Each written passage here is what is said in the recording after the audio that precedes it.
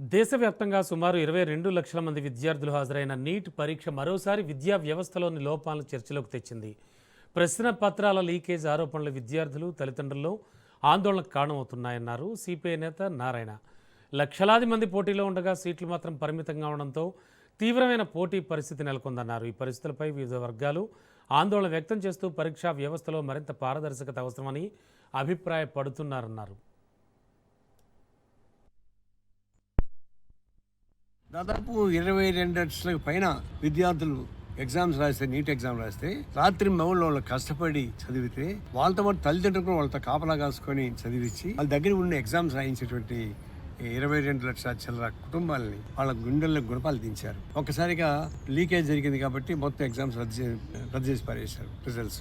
అంటే విద్యార్థులు ఈ పద్ధతుల్లో వాళ్ళకు గుండెపైన గుణపాలు గురిస్తే అది అన్యాయం అయిపోతారు కదా. దీని మూల కారణం ఏంటి? విద్యా వ్యవస్థను ప్రైవేటీకరణ చేసి కార్పొరేట్ వ్యవస్థ చేసిన తర్వాత కార్పొరేట్ వాళ్ళు కాబట్టి 10 కోట్లు, 20 కోట్లు, 100 కోట్లు ఖర్చు పెట్టి పేపర్ లీకేజ్ చేయిస్తారు. దాని ప్రకారం అయిపోతుంది. అదే గవర్నమెంట్ వ్యవస్థ ఉంటే అంటే కాదు. కాబట్టి ఎప్పుడు విద్యా వ్యవస్థ ప్రైవేట్లో ఉండడానికి వీలు లేదు, గవర్నమెంట్ వ్యవస్థలో ఉండాలా. ఇప్పుడు దీనికి ప్రధాన బాధ్యత వహించాల్సింది ఎవరు?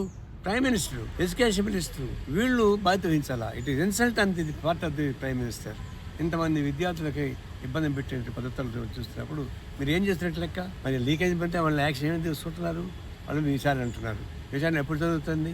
ఇవన్నీ చూస్తే ప్రభుత్వంలో ఉన్న బలహీనత, కార్పొరేట్ సంస్థపైన ఉన్న మమకారం, విద్యార్థుల జీవితాలతో చెలగాట వాడేటువంటి ఈ నీట్ వ్యవస్థని మొత్తం చూసి ఈ నీట్ వ్యవస్థతో పాటు ప్రైవేట్ వ్యవస్థని కూడా రద్దు చేసి ప్రభుత్వ ఆధ్వర్యంలోనే ఈ విద్యా వ్యవస్థ ఉండాలని చెప్పేసి కోరుకుంటున్నాను.